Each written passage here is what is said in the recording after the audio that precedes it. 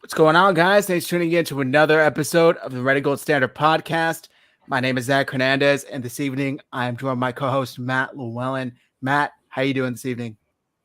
I'm doing pretty good. I don't know why I threw up that gang sign right there. It's not really a gang sign, but I couldn't figure out what to do with my hands.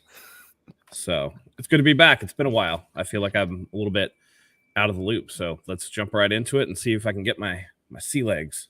Definitely. It's been a while since it's been just me and you as well. Yeah, Mike has got his own show going on over another Niners, but we're here to bring you the 49ers news, preview the 49ers last preseason game of the year against the Houston Texans. And we got a lot of fun stories to discuss as well. We got a great show planned for you guys. Real quick, if you're watching on Twitter, head over to youtube.com/49ershive. Join from there. That way we can see and interact with your comments. If you're commenting on Twitter, we're not ignoring you. We just can't see it. So youtube.com/49ershive. First things first, we can get right into this. There's some quotes that I want to get your thoughts on, but before we weren't able to have you on the recap show, what stuck out to you the most? I'm not sure how much of the game you're able to watch, but yeah, I mean, Drake Jackson looked really good. He looked like he was all over the field. What stuck out to me the most, though, was Javon Kinlaw being healthy and making noise. It's kind of to be expected against the caliber of opponent they were playing. I think that it's, you got to be careful what you take away from this particular preseason game, given that we have another one coming up. So we knew that a bunch of I think it was 27 players on each team didn't suit up. So this was really like scrub bowl, it was a bunch of scrubs and a bunch of, practice squad players up against practice squad players, with the exception of rookies and, a couple guys like Kinlaw who are trying to round back into shape after injury. And when you got a guy who went in the first round like Kinlaw did, that the 49ers, have a lot of stock in, you're hoping that he shows up and shows out against worse caliber players. And that's exactly what he did. He looked pretty dominant. So that was good to see. Beyond that, I mean, it is what it is. These weird second preseason games. And it's really weird now, the way they have it scheduled for the 49ers, 3 games in 17 days or something like that. Just something wild like that. It doesn't give them a chance to really ramp up. That's what this game is going to be for. This is going to be the dress rehearsal, because after this, they have nothing until the regular season starts. So this is where I expect a lot of the good players, the starters, to be in there if they're healthy. So I know we previously discussed this in our group chat, but to me, it makes more sense to play the starters the first half, the second week, and then rest them the third week. I know, I forget, Stuart might have been going at it with me. Or not going at it, but explaining his reasoning. What do you make of that? Because now it's different with the 3 preseason games instead of 4. Right. Why sit week 2 and play week 3? I would think you'd want the longer rest after week 2. I mean, the season starts September 11th, right? Uh-huh. So now you're looking at, after this Thursday game, which will be August 25th. I mean, you're looking at a 2-week break. You have to skirt that line between, okay, get the starters rest and ready for week 1 versus, okay, now they haven't played in forever, and, what are you supposed to do? I think a lot of that goes into some of the struggles that even Trey Lance might be having in practice this week. He hasn't had a good set of practices, but before this, he hadn't thrown a football in 5 days. So I think that, rhythm is very important, as is rest. But, you can get a little out of sorts if you're resting too long. So for me, it's particularly because of this. It was, a week in between the first two games, and then you get 5 days in between this. This is your dress rehearsal. The third game is always the dress rehearsal game, right? Even in the past, if there was a fourth game, then they would sit out. This is the natural dress rehearsal game, and I think that it stays as such, even though there's no other games in between. Okay. I mean, I understand that. So before we get into this week's game, yeah, I mean, and just think about it from this too, because they just played on Saturday. Saturday was what, the 19th? True. The 19th. So you're talking about almost a month with no football games. And then you want them to go for 4 quarters in week 1. That's I think where that comes in. Okay. Yeah, that does make sense. So just kind of the closeness of these two games. Yeah. I think a lot of fans, myself included, Dion joined me on the 49ers Vikings postgame show, and I don't want to say skeptical, down and out, but maybe disappointed in what we saw from Trey Sermon. I know you weren't on that show. I just wanted to see if your thoughts, because I've seen people say, cut Trey Sermon, keep Jordan Mason. Have you had any chance to look at that kind of dynamic? No, and I think that, again, this is one of those things where you have to be careful because, I mean, where was the starting offensive line? It's really hard to judge running backs when you got dudes that can't block back there. And you'll see Mason, yeah, he got some run and stuff, but again, as you progress further down the line, the talent starts to match more. So now you're looking at Jordan Mason against the third and fourth stringers, guys who are fringe roster guys. And yeah, it's possible to look good because you're not playing against even the second stringers are going to make those fringe roster guys look pretty bad. So, I think it's a critical year for him. I think that he needs a lot of work. I think that he needs to step up because with Ty Davis-Price, and you still have Jeff Wilson Jr., and you have Elijah Mitchell, who's going to be ready for week 1, carries are going to get real thin in that backfield. And if you're not making an impact, you're not going to get the ball. So there will be some opportunities. I think Kyle wants to spread this around a whole lot more to keep guys healthy. But it's a little concerning. He definitely has some work to do, but I'm not ready to write him off just yet. Okay, I hear you. Yeah. That was what I was saying. I know I was a little annoyed Saturday evening with Dion, but it is a great point. The starting offensive line wasn't in there, and there weren't too many holes. I mean, I went over kind of what I saw every carry from Trey Sermon. There's not much room for him to run, even if he could. So I wouldn't write him off just yet. I have an article here from Grant Cohn stating why the 49ers should keep Jordan Mason instead of Trey Sermon. He basically just lists each of their runs and what he goes. And his synopsis was Trey Sermon's consistently getting pushed backwards instead of Jordan Mason, who's pushing forward.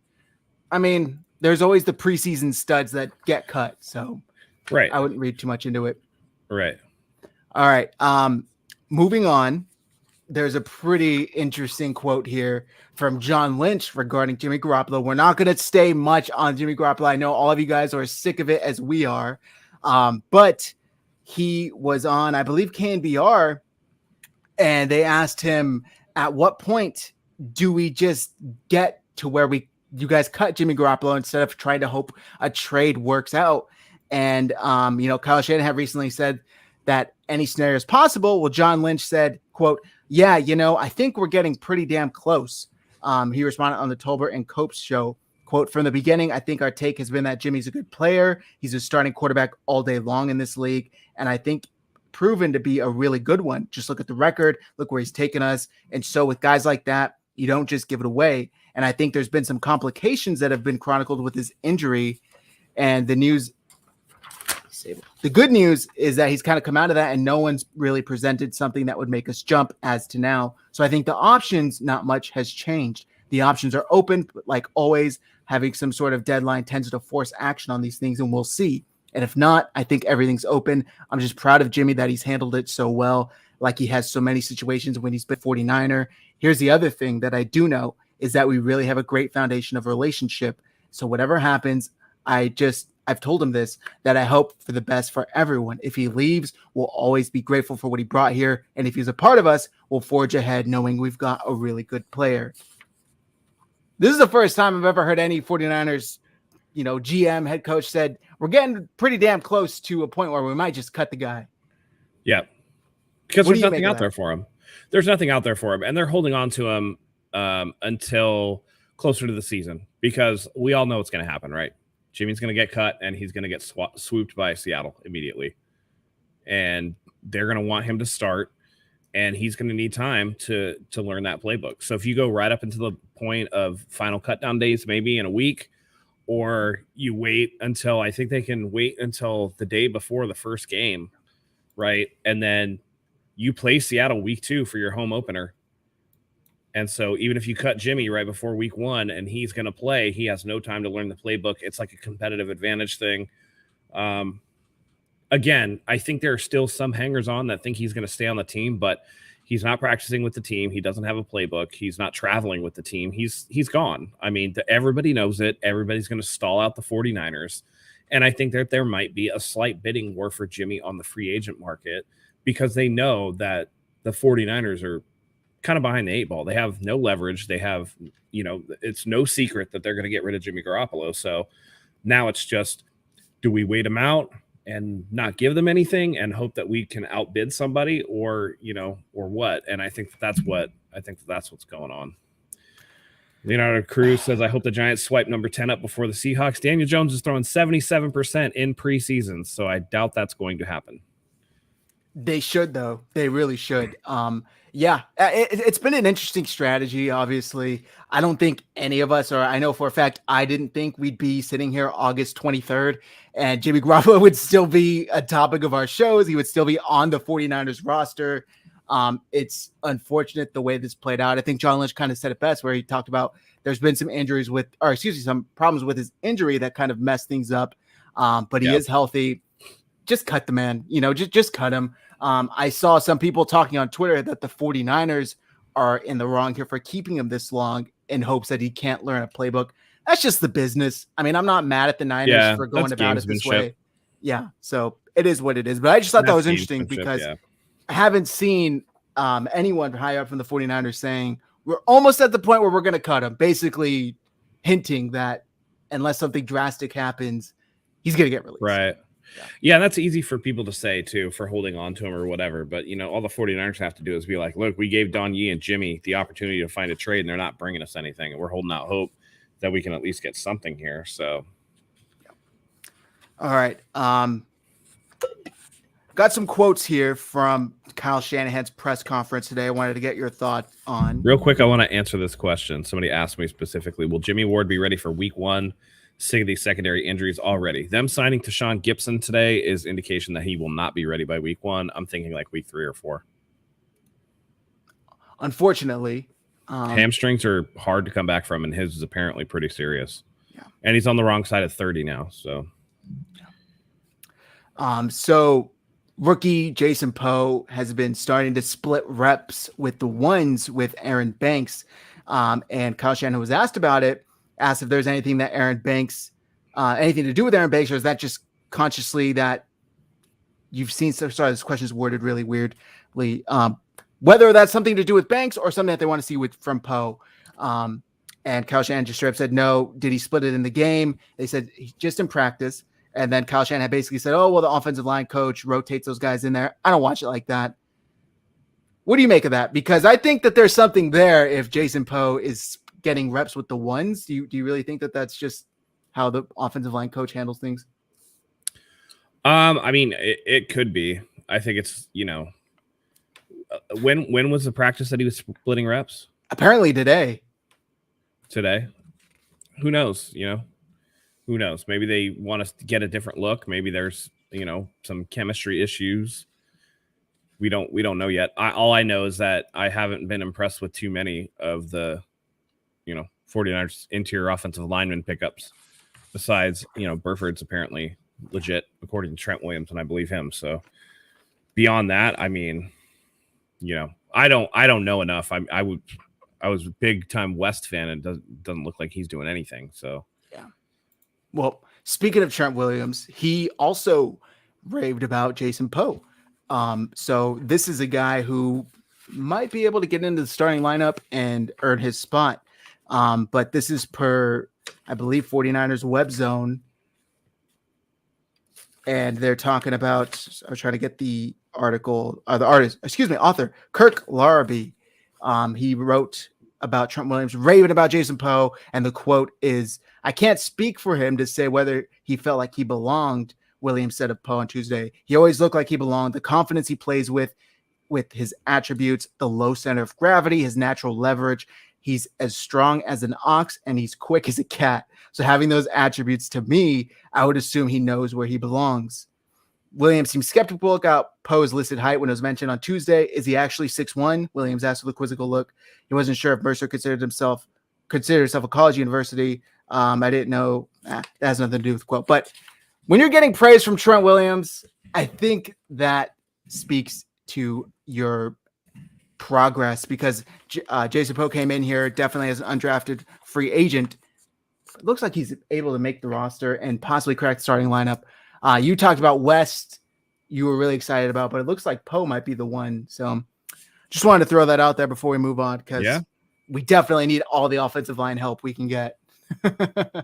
Absolutely. It's, again, that was that position that I was really worried about. It was, hey, let's throw stuff against the wall and see what sticks. And it's a pretty slippery situation so far. Aside from Spencer Burford, which you talked about, who has looked good.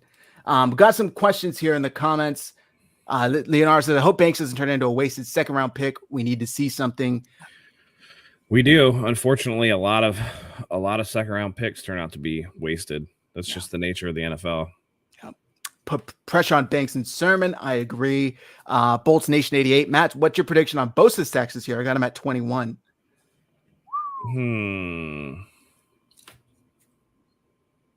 I'm going to say,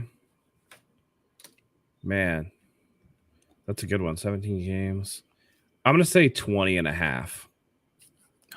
20 and a half. I think he's going to do more than he did last year. And I think that's going to be because he's going to benefit from Javon Kinlaw being back and wrecking shop versus, Drake Jackson on the other end. It's going to give defense or offenses something to think about. And, with that being the case, I think that, Bosa's going to get more looks. And I think that, with it's year 4 for Bosa, year 3 actually being on the field because of the ACL injury in 2020.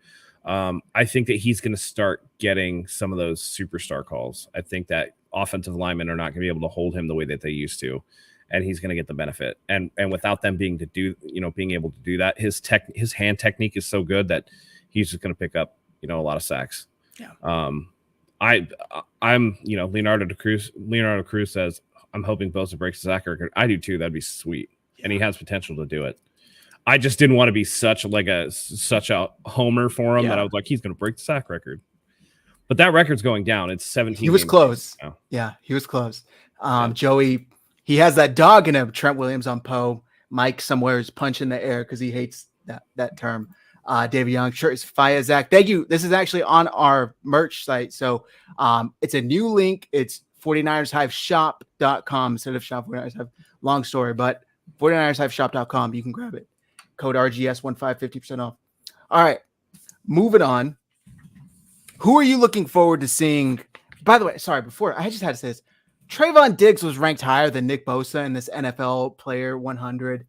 To me, I know it's the players ranking them themselves, but it's just such a joke. Trayvon Diggs got beat so many times, and just because he capitalized on interceptions, badly thrown passes, jumping routes, he's thought of as this elite shutdown corner. Anything could be further from the truth. So I just had to get that out there. 49ers starters. Didn't he say that he could lock up Stephon? He did. Yeah. That's crazy. That dude gave up like 1 million yards last year. He had a lot of picks, but Brandon Ayuk had him in a spin cycle. So yeah. I'm no shade. I don't think he's as elite just because he had a lot of interceptions. 49ers starters, including Trey Lance, will play the entire first half Thursday night against the Texans, per Kyle Shanahan. Matt, aside from Trey Lance, because I think we're all eager to see him, who are you most excited to watch? I want to see just the starters. I feel like most of the starters should play. People like Kittle need to get in there and get some game action. I don't know. Do we know if Trent Williams is playing? He probably will. He said the starters, so yeah. So I'm gonna play because you got to get in there and actually have some game reps, right? It's one thing to do it in practice, and even if you're being physical in practice, and even if you're doing the move the ball drills or whatever, getting a quarter or two under your belt is going to be really important for them to kind of build those calluses for the season.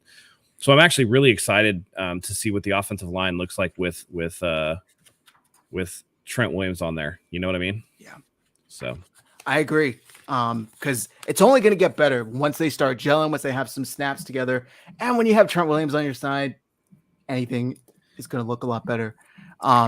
Speaking of the offensive line, though, we have some bad news for Mike Mcglinchey. And this is per the press conference today. Kyle Shanahan was asked, as for Mike Mcglinchey, you haven't given a set time on when he will return, what his status, and is there a chance he could miss regular season games? Kyle said, I think there's a chance because they haven't told me 100% for sure, but they're pretty optimistic about it. We took it real slow with him, and then he had that setback in the game. It wasn't the exact same injury, but it was still on the same leg, so we wanted to take it slow with him, and we rested him last week. We're going to rest him this week as well, and we'll see next week. Staple gets in the way. We'll ramp him up next week and see where the pain tolerance is. Is this concerning to you, Matt? It is a little bit, yeah. I mean, that's a serious injury that he went through and, already irritating it. I mean, doesn't that kind of speak to what Javon Kinlaw went through last year? It always seemed like, oh, his knee is bothering him. Oh, his knee is bothering him. And then that turned into, okay, well, he's going to get another procedure done to kind of fix it. So this definitely could be a lost year for Mike Mcglinchey, which would be unfortunate in the fact that he wouldn't be here to help the 49ers. And it's a contract year for him. So it really hurts his value, him not being able to stay out on the field. So we'll see what happens. He's a tough guy. He said actually in that interview that he did with Brad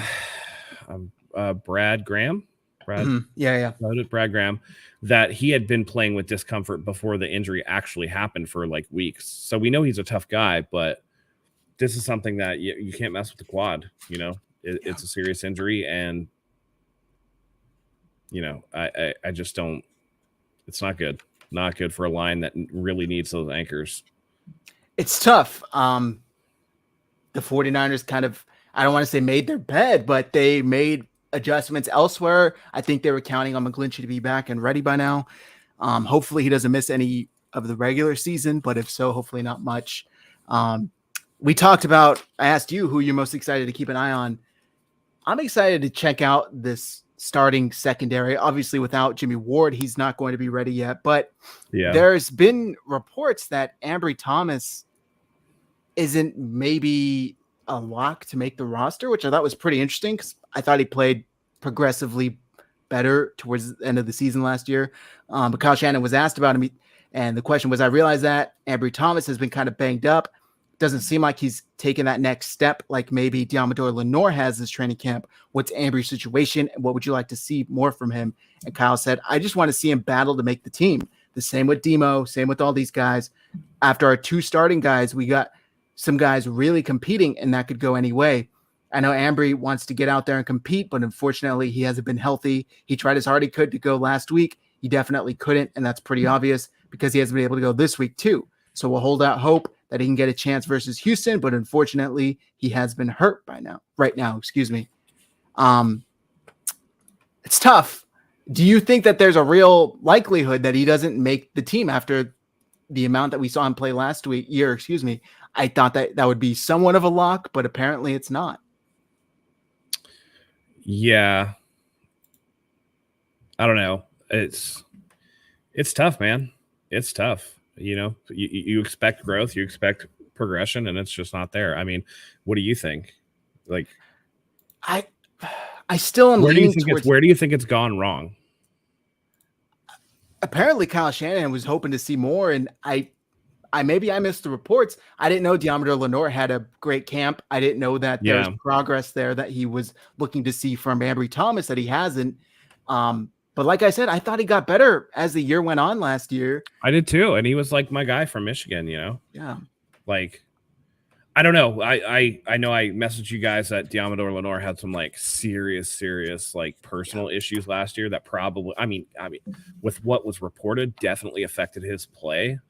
I just don't get the Ambry Thomas thing unless you're just looking at like a sophomore slump. Yeah. But I don't think that they're going to cut him.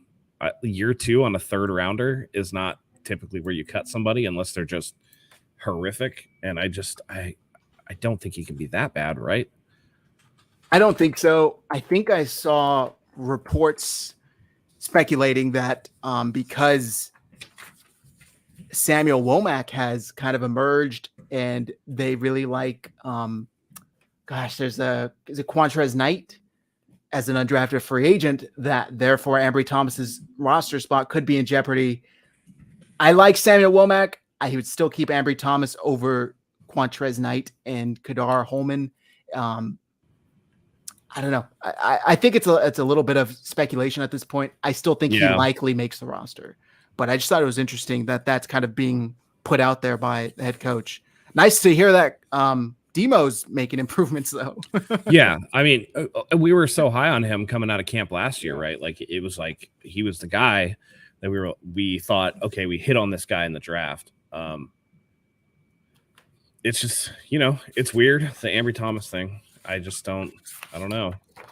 But I mean, maybe they were right all along and it was Diamador Lenore from the start. And you have to take into account everything that he went through. Yeah. I'm going to pull up an article here that I finally found because I'm like, I had it somewhere from my guy, Jose Sanchez, who discusses why it's looking bleak at this point for Ambry Thomas to make the final roster. He says, time to hit the panic button for Ambry Thomas. The second-year cornerback who started multiple games for the 49ers during the playoff run is in danger of missing final roster cuts. Thomas has struggled throughout training camp, and now that he is nursing an injury, his chances to make case to be retained are diminishing. Kyle Shanahan possibly foreshadowed that Thomas making the team is unlikely. This is the quote that I just read. It doesn't sound like, barring a magical recovery, Thomas will be able to go in time against Houston on Thursday. He needs that game to showcase something, literally anything, to convince Shanahan to keep him aboard. Doesn't sound like Shanahan wants Thomas to miss the cuts, but his health and also lackluster performance is forcing his hand. Thomas is also being hurt by the admirable performances of Diamador Lenore and Samuel Womack III. While these two heavily involved as nickel corners, the 49ers will only keep so many cornerbacks. Thomas is looking more and more like the odd man out. Cutting him would be understandable by the 49ers. He's simply not available, and when he has been, he just hasn't done enough to make a convincing argument to make it. The fact that other plays have looked sweet is just making him expendable. Shout out to Jose Sanchez, but I just thought it was interesting. I haven't seen anyone else kind of speculate that he's going to be not make it to the 53. So, I mean, that's also a byproduct of it being, camp season, and everybody's out there. Everybody's like, once you get down to it, I mean, the 49ers just had to trim the roster to 80 today. That means there's still 27 players that need to be cut by next week. That's a lot of people, and so you start looking at, okay, maybe who's underperforming or whatever, but it's really, it's really a situation where the guys that you don't think are doing well, Shanahan typically, like Trey Sermon, the perfect example after the first preseason game where he was like, I thought Trey Sermon did a lot of good things well, and you're just like, I don't know what you were looking at, bro, but it didn't look like it. But again, we just don't know. We're not in the building every day. And so everything is so speculative. Yeah. And so it's hard to, we're all just making things up. Yeah, we definitely are. It's all speculation until we see otherwise. Callie says, how is Ambry fighting for a roster spot, but Sermon could make it? Makes no sense. I mean, yeah, like Matt said, there's stuff going on behind the scenes that we don't see, obviously. And clearly, Kyle Shanahan has different opinions on these guys. Bulls Nation, I don't see Nick Bosa playing against the Texans. Maybe a drive or two, but yeah, you're probably right. He probably doesn't play. All right. Also, am excited to see more of Drake Jackson this Thursday night because the guy has balled out every chance he got. Did you get to watch any of the game? I know you were at a baseball game, but did you get to catch any, Matt? I bought that. So I got the new NFL Plus thing so that you could rewatch some of it. So I kind of did like the condensed version just to see a lot of the plays. Again, I don't get too excited about that stuff. Like some players look good, other players, maybe not so good. But again, you have to look at level of competition. The things that I want to do is like, I haven't had a chance, but I'd really like to go back through the coach's film because you get the all 22 with it, I guess. You get the coach's film. And I'd really like to pick out a player like Drake Jackson, for example. And I want to watch his reps and I want to see how he does on each rep. Is it consistent? Is he doing the right things? Is he, how's his technique look? How fast is he getting off the ball? Stuff like that, a little more micro look into the situation before I can really make a determination on if I think they're doing well. Because again, like I said, with Javon Kinlaw, when you get the frontline starters in there against like third stringers, they absolutely should dominate. If Kinlaw went out there and was getting, pancaked, I'd be definitely worried. But, when the expected happens, it's really hard at a bird's eye view, at a 50,000 foot view to really take a look and say, oh, he does this really well, or he played really well in this regard. You got to get in there and really study each individual play and see what reps did well. Yeah. So I hear you. I like what I'm seeing from the kid. I think he's played very well in both preseason games. It's the physical ability that I'm really impressed by. His ability to stomp on a dime, changes his whole entire body motion going another way, getting the arms up, batting the ball. I mean, one of the interceptions was due to him kind of putting pressure on Kendall. Is it Kendall Mond or whatever his name is? Kellen Mond. Kellen Mond, yeah. So I'm really excited. Odom get a pick. Yes. Finally. Yeah. So D'Amico Ryans was asked about Drake Jackson, and he basically said that he earned his right to rush the passer because he plays the run well, and he has so far. He says, we always tell our guys, you have to earn the right to rush the passer, and you earn the right to rush the passer by stopping the run. So you've got to pay the price, and he's done that. I thought that was very interesting to hear from D'Amico Ryans. Seems like he's already impressed with the second-round pick at USC. So I'm excited to see where this guy can go. We were talking about Nick Bosa earlier in the show. Drake Jackson is going to make Nick Bosa look even better. I've said it a couple times. Hopefully he turns into what the 49ers expected Dee Ford to be long-term. Because if so, I'm excited, man. Did you happen to see the NFL.com's top defenses ranked? I saw throughout like the top 100. Or are you talking about individual team defenses? Yeah, team defenses. No, I haven't seen that yet. Okay, I'm going to pull it up for you and we can go over. You guys will be surprised where the 49ers land, I think. Surprised in a good way. This is from Adam Shine, I believe. And would you look at that? Number 1, San Francisco 49ers. So I'm going to read He's still making up for when he thought we were going to go 3-13. Oh, no, that was Adam Rank. Never mind. Adam Shine does the Shine 9 every week. Yes. He says, Nick Bosa, who received my vote for first team All-Pro last season, is a beast. In 35 career games, he's compiled 24.5 sacks, including 15.5 in 2021. Good for 4th in the NFL. He anchors a superb front 7, which welcomes Eric Armstead back into the fold after he missed some time with a knee injury in camp. And watch out for Javon Kinlaw, whom head coach Kyle Shanahan says seems more like himself after having ACL surgery last fall. Fred Warner is a special player, earning the 4th best defensive grade from Pro Football Focus among linebackers last season. He's led the team in tackles each of his 4 seasons thus far, surpassed in that category by only 3 players, Bobby Wagner, Shaq Leonard, and Roquan Smith, since he joined the NFL in 2018. Charvarius Ward joins the defensive backfield that helped San Francisco ranked 6th in passing yards allowed last season. In short, the core is legit. D'Amico Ryans picked up the defensive coordinator torch last season when Robert Saleh left to coach the Jets, and the brilliant Ryans didn't miss a beat. pushing the defense to its third consecutive top 5 finish in yards allowed. When you combine the talent on the field with Ryan's smart, you have a potent combo worthy of the number 1 position here. That's very kind words. I honestly was expecting Buffalo to be ranked number 1, but apparently Shine feels the 49ers. Do you agree? I mean, I think they're going to be a top 5 unit easily. I like the way that he's breaking it down. I like the love shown to D'Amico Ryans and how he's improved. And, I feel like the first couple of weeks of last year, we were looking at D'Amico Ryans and it's like, oh man, I don't know. And then he was, he had turned it around and the defense kind of gelled and got better as the season went along. I am excited to see more turnovers being forced. And I think that this upgraded secondary can do it.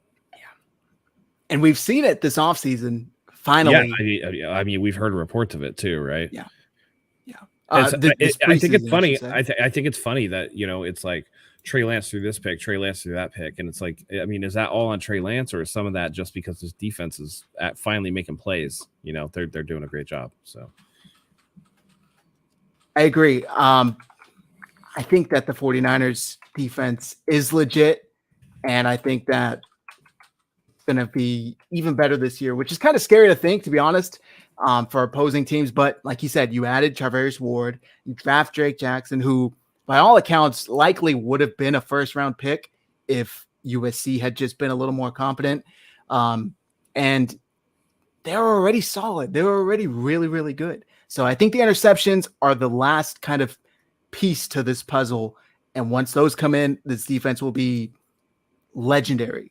Hopefully championship worthy, because the saying, championship or defense wins championship. So, well, I mean, they can't be legendary unless they win a championship.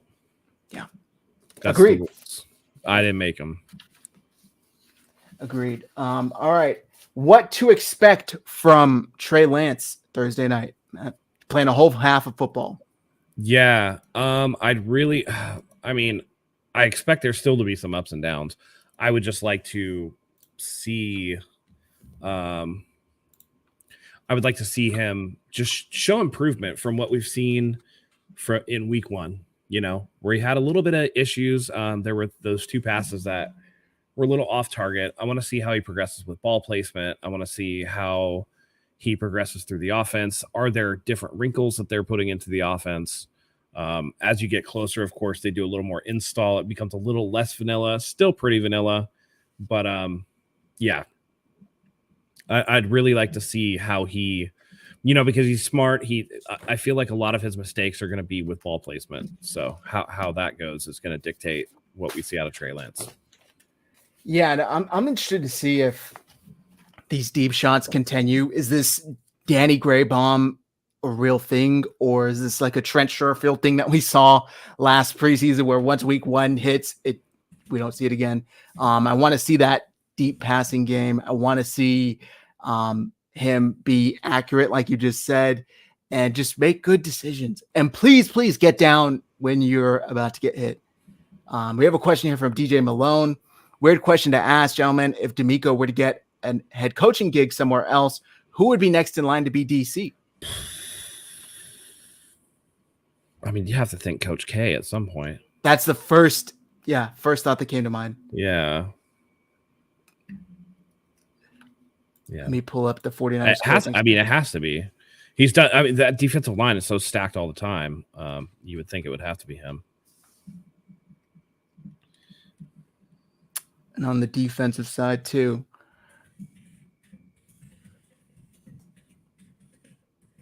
Yeah, I mean, I'd have to go Coach K.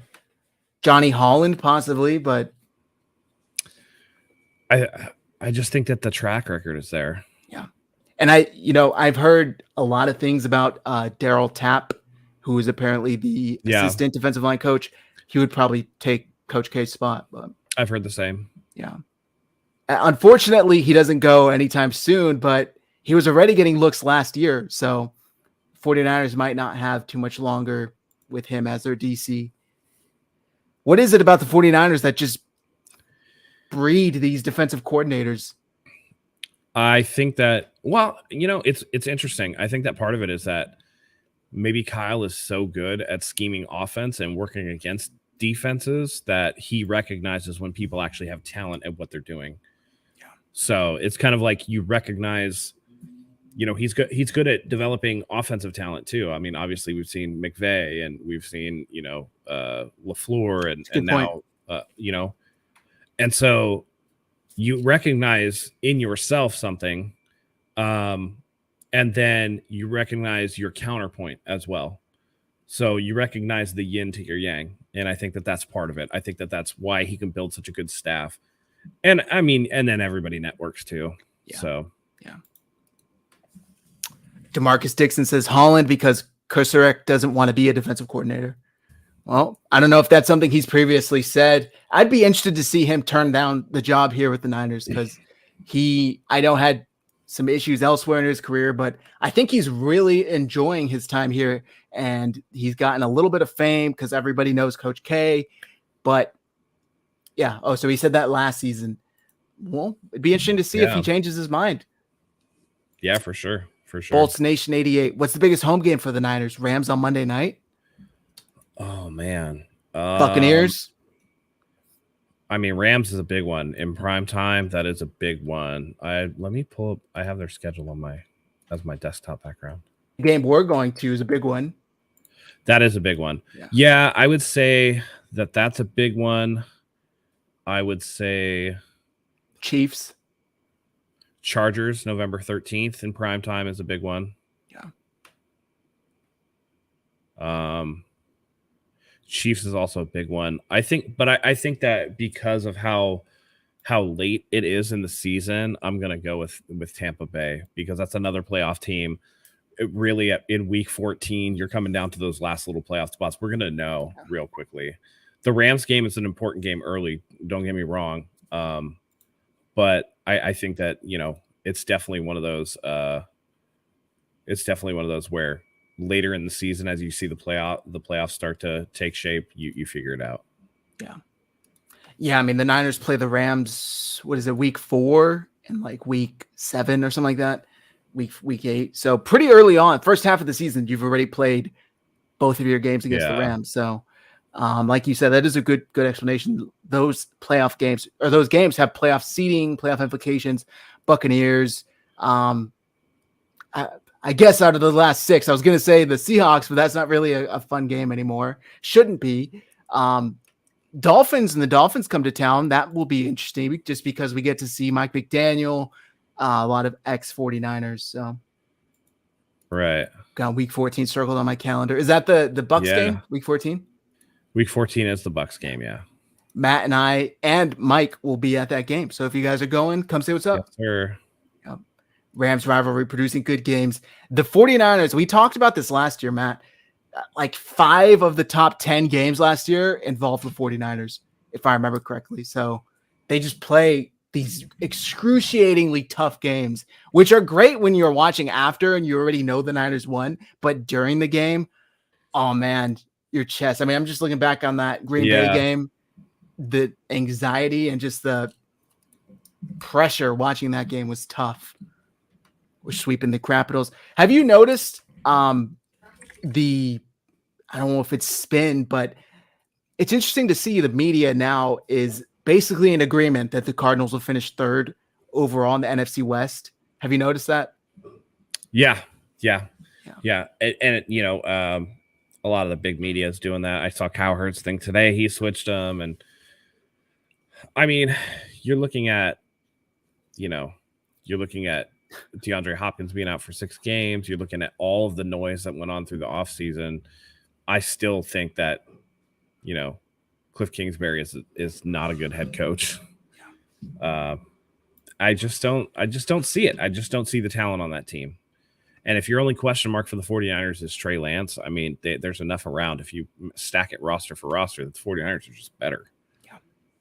I mean, even if Trey Lance performs below average, the 49ers, I agree, still have a better roster, still have a better coach, still have a better defense. It's tough for me to see the Cardinals comparing with the 49ers this year. which is crazy because I went to the game last year where Colt McCoy and James Conner and their wide receiver 3 and 4 completely wrecked the Niners. But that's in the past. All right. Jesse Villarreal, Texans over 49ers, TNF. Go Texans, bro. We'll see. All right. Excuse me. Anything else you wanted to touch on this Thursday night's matchup, Matt? I'm interested to see the backup quarterback battle. It looks like Brock Purdy's been making a lot of strides in comparison to Nate Sudfeld. And it's interesting because Nate Sudfeld has the guaranteed contract that people think will keep him on the team, but it's $2 million, man. They'll cut him in a second if they think that Purdy is better. Purdy's looked Purdy. What I would say is that he's probably going to end up on the practice squad. Purdy will. I think he'll clear waivers and make it to the practice squad, but we'll see. We'll see. Again, there's a reason why he was Mr. Irrelevant. You know what I mean? Yeah. I last week or 2 weeks ago, I guess now, and then last week, I thought it was really cool that I guess it was all last week. First game, sorry, I'm all jumbled up in my head, that they made it a point to say how Trey Lance was the one who went and got the game ball for their first touchdowns, Brock Purdy, and I think it was Danny Gray as well. I'm forgetting off the top of my head who the other rookie was that said, oh yeah, Trey Lance was the one who went and got me the actual football for my first touchdown. Not a lot of people would probably expect that from your star, young quarterback, but I think it just goes to show the type of person Trey Lance is and why the 49ers selected him. But it is interesting to see if the 49ers are really going to have a quarterback 2 battle between Nate Sudfeld and Brock Purdy. Sudfeld's looks solid as well. I would not be mad if the 49ers went into the season with Sudfeld as the 2. I've seen people suggest that they should carry 3. What do you think, Matt? There's no way they're going to carry 3 quarterbacks again, right? No. They're not going to carry 3. I don't think so. Yeah. Even though they did that one time, that was tough. Yeah. DJ Malone, considering we'll more than likely play them in the playoffs, will Week 14 be a test for us? Absolutely. Again, they're just one season removed from being the Super Bowl champs. They made it to I think they got ousted in the divisional round last year. I think the Rams beat them in the divisional. Insane game. But they're just right there. They're always lurking. So I never bet against Tom Brady. Tom Brady, again, I feel like wanted to come here and we said no. I think that sticks into his craw. So it's definitely going to be a situation where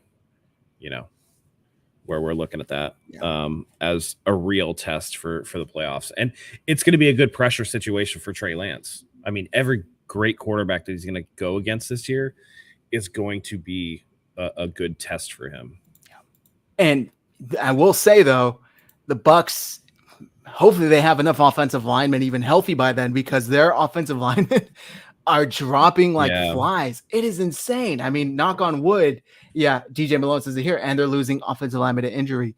It's been like one after another. Tom Brady had this extended absence from the team, and people are joking that by the time he gets back, he's going to retire again because that offensive line cannot be solid. Alex says it was Danny Gray. Thank you. So Danny Gray and Brock Purdy, Trey Lance made it a point to go and get them their first touchdown footballs. Just speaks to his character. Brady likes to show up the doubters. He definitely does. Did you see the report? I think it was from Dana White that Tom Brady that he tried to orchestrate a trade. To the Raiders. Wrong. Yeah. And that it was all basically done. And John Gruden, of all people, said no. That's interesting. That's wild. Yeah, I can't believe that. I mean, I believe that was when they were still in Oakland, right? So, because I know he wanted to be local to his parents, would make sense. Was that when they were still in Oakland? It would have been, 3 years ago now? So I think so. No, because they played. No, Tom's first year in Tampa was the empty stadiums. You're right. Okay. COVID. So first year in Vegas. Yeah. So Allegiant was open at that point. Okay. Well, still closer than Tampa or New England. Excited to see the running backs. Excited to see if Trey Sermon can make a name for himself finally this final preseason game before we get into these tough decisions. Whether or not Jordan Mason will continue to impress. I'm excited to hear that Elijah Mitchell will be back by week 1. I'm just thinking of what else can we expect for Thursday night. Defensively, the cornerbacks, like I said, Tashawn Gibson, the newest 49er, see how he can perform because he'll likely get some starting reps with Jimmy Ward out. Or do you think that sticks with Tarvarius Moore or George Odom?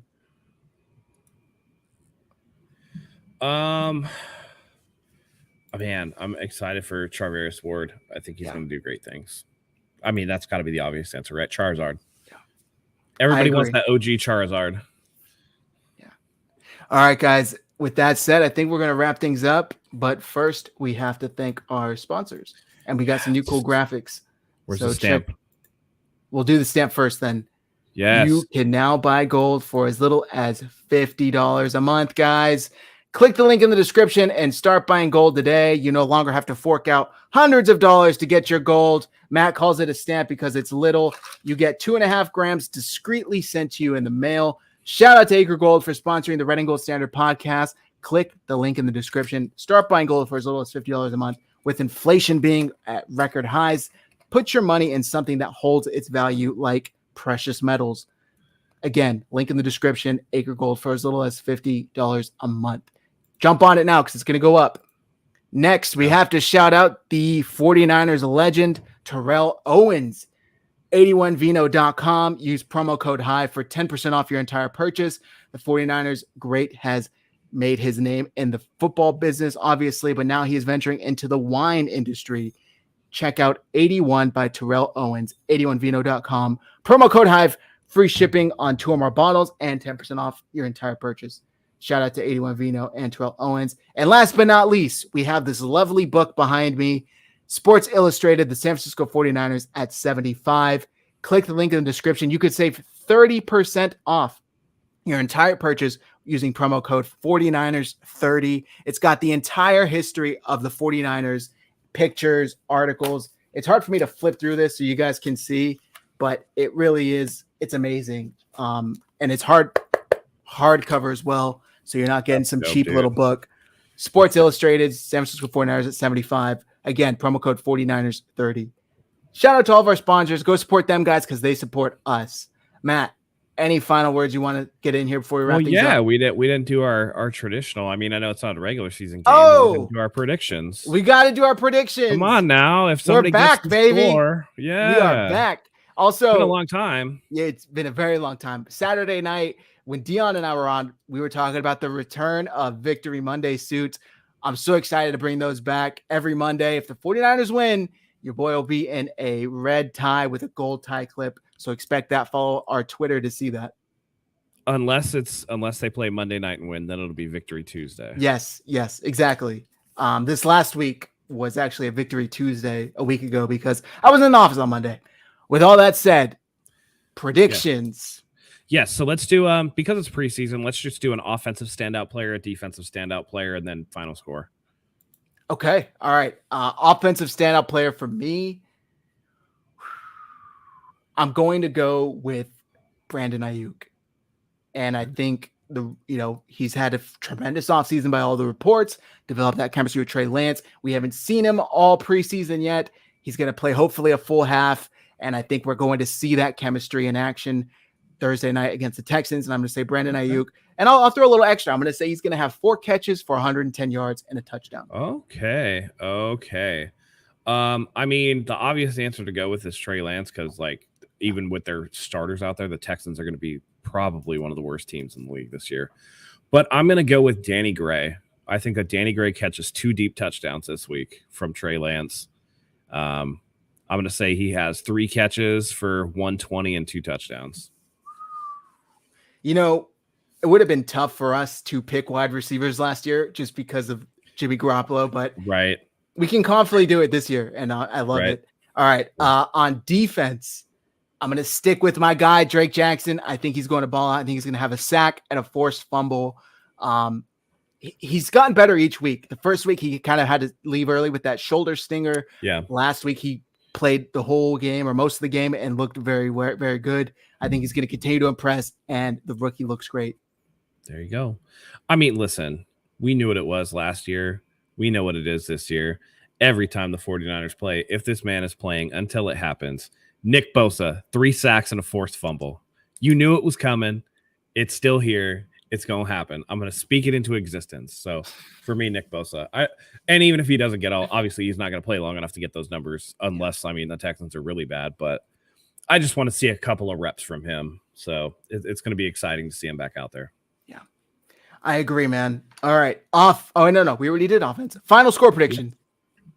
Final score. I mean, this should be a little bit of a cakewalk in the first half. The 49ers just have better frontline talent, and the depth is better.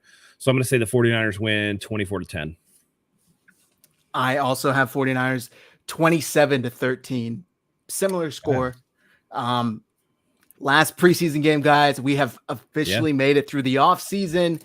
Football is back. You know where to find us here at the Red and Gold Snare podcast. We will be bringing you guys 2 shows a week, a preview show and a recap show. Preview show is usually towards the end of the week, depending on when the Niners play. Recap show is immediately after Kyle Shanahan's press conference after the game. So come check us out here. Hit like, hit subscribe if you haven't. We've had an influx of new subscribers recently, so we really do appreciate you guys. And we'll be doing a giveaway soon, actually on our Twitter at RGS Pod, as in podcast. Once we reach 1,000, we're close. We're going to be doing a giveaway there. So go follow us on Twitter at RGS Pod. You want to wrap things up, Matt? Absolutely. Thank you as always for joining us. Maybe a little bit rusty today, maybe a little bit dusty.